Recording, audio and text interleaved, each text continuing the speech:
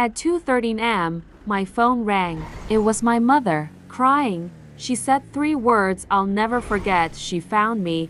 I didn't understand what she meant until I realized I wasn't her only child.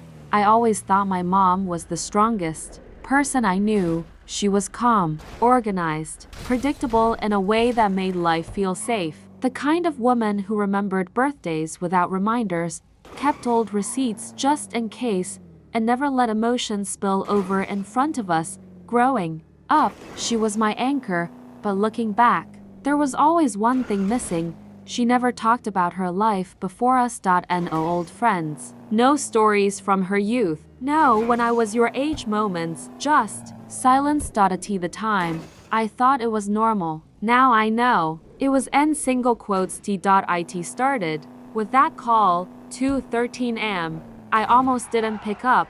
When I answered, I heard something I had never heard before. My mother. Crying, not the quiet kind, not the I'll be okay kind.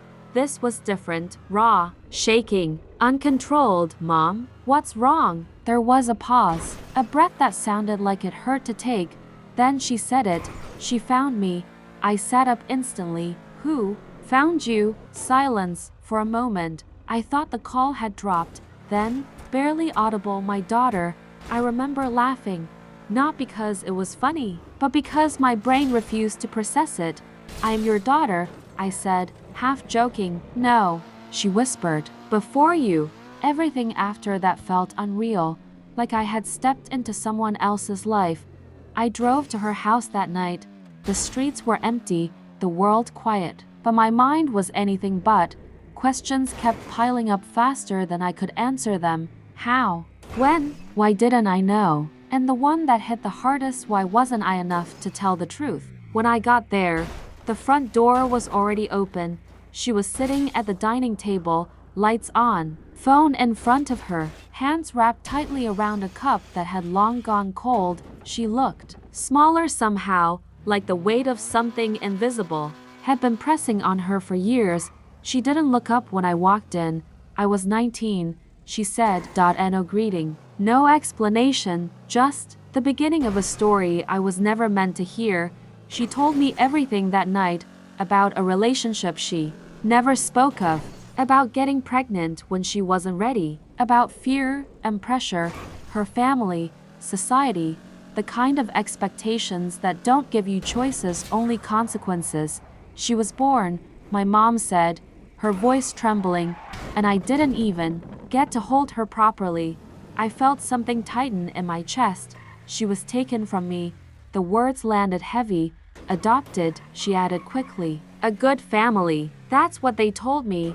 And you never tried to find her? I asked. She looked at me then, and I realized something I had never seen before. Shame. I did, she said, but not enough.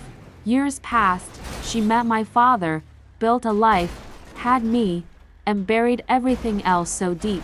It almost disappeared, almost. So why now? I asked. She looked at her phone. Because she found me first.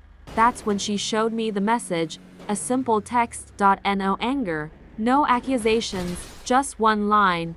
Hi, I think you're my mother. I didn't know what to feel. Anger? Betrayal? Curiosity? There was someone out there, someone who shared my blood, my history, and I had lived my entire life not knowing she existed. The next few days were strange. My mom barely spoke. She kept rereading the message like it might change, like maybe if she waited long enough, it would disappear, but it didn't, and eventually she replied. They decided to meet, a small calf, neutral ground, safe, or at least as safe as something like that could be. I wasn't supposed to go. At least, not at first. This is something I have to do alone, my mom said, but I couldn't. I needed to see her, the person who had unknowingly been part of my story, my entire life.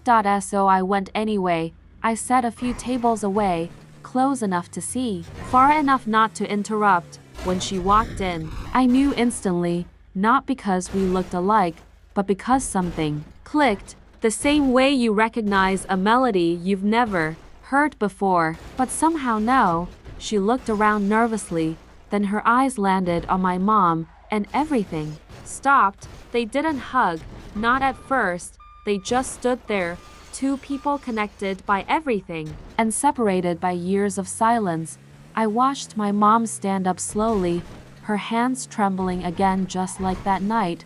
"I'm sorry," she said, the same words, different weight. The girl, my sister, didn't cry. She just stared, studying her face, searching for something, answers, resemblance, closure. "I didn't come for an apology," she said calmly.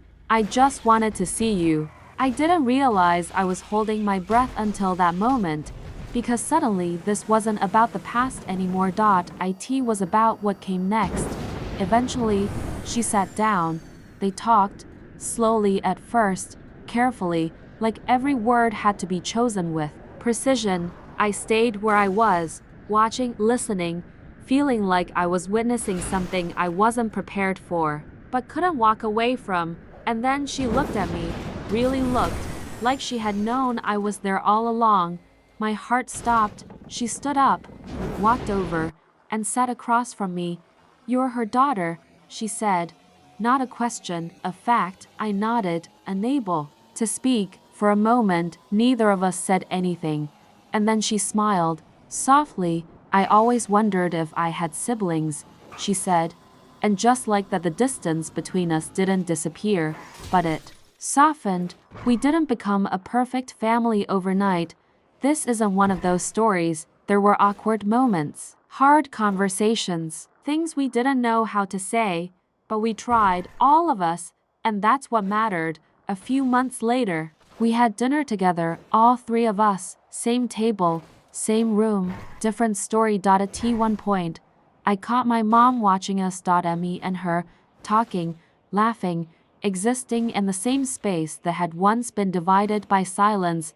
There were tears in her eyes, but this time they didn't look like regret. They looked like relief, because sometimes the past doesn't disappear. It waits, quietly, patiently, and when it finally finds you, it doesn't come to destroy everything. Sometimes it comes to give something back, and in my case, it gave me a sister.